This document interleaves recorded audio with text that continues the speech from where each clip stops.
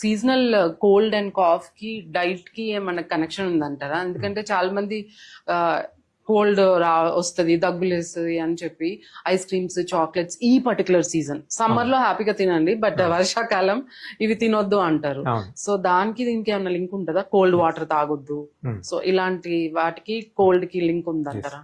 ఎవరికైతే already existing allergies ఉంటాయో, or allergic rhinitis అంటాం, or sinusitis, or allergic asthma, వీటన్నిటిని ఏంటి ఎలర్జిక్ డిసీజ్ అంటాం. ఈ ఎలర్జీస్ ఉన్న వాళ్ళు కంపల్సరిగా సీజన్ చేంజ్ అయినప్పుడు ఈ కోల్డ్ క్లైమేట్ గానీ, కోల్డ్ వాటర్ గానీ, చాక్లెట్స్ కానీ, ఐస్ క్రీమ్స్ కానీ, anything that stimulates the throat and the nose avoid చేయాలి. ఎందుకని they have already tendency to develop the symptoms. వాళ్ళకి ఆల్రెడీ టెండెన్సీ ఉంది, అది బాడీలో ఉంది, బయట నుంచి వచ్చింది కాదు. సో ఇది ఒక set of patients, first set of patients మీరు అడిగిందని. ఇలాంటి వాళ్ళు కంపల్సరీగా అవాయిడ్ చేయాలి.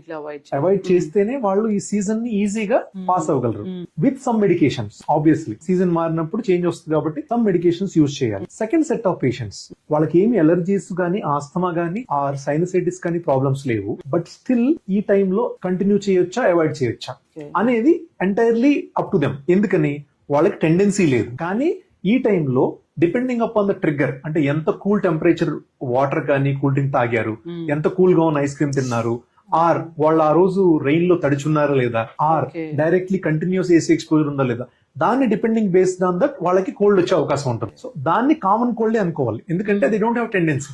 సో ఆ డిఫరెన్షియేషన్ మనకు అర్థం కానప్పుడు you have to consult pulmonologist. They will help you differentiate that. Okay, because నేను ఎందుకు ఈ క్వశ్చన్ అడిగాను అంటే, లైక్ వెన్ మా ఫ్యామిలీలో మేము మా పిల్లలు చిన్నగా ఉన్నప్పుడు we use to give ice creams అవన్నీ జంక్ ఫుడ్ ఇచ్చేవాళ్ళం. ఎప్పుడైతే ఇవన్నీ కొంచెం హెల్దీ జర్నీ వైపు స్టార్ట్ చేసామో అప్పుడు they use to get seasonally every season కి రావాల్సిన జబ్బులన్నీ వచ్చేసేవి, అంటే కోల్డ్, కాఫ్, ఫీవర్ ఇట్లాంటివి.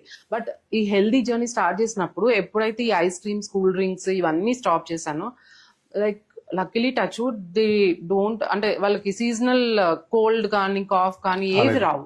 So every time we use to suffer, like ఆ చెర్రీ కాఫ్, పారాసిటమాల్ అని ఇంకేదో యాంటీబయాటిక్ కూడా వేసేసేవాళ్ళం అప్పుడు. సో అవన్నీ జంక్ ఫుడ్స్ తీసేసాక now when we are going through healthy diet pattern, luckily they are not getting any seasonal cold, cough, sore throat ఏది రావట్లేదు, very rarely.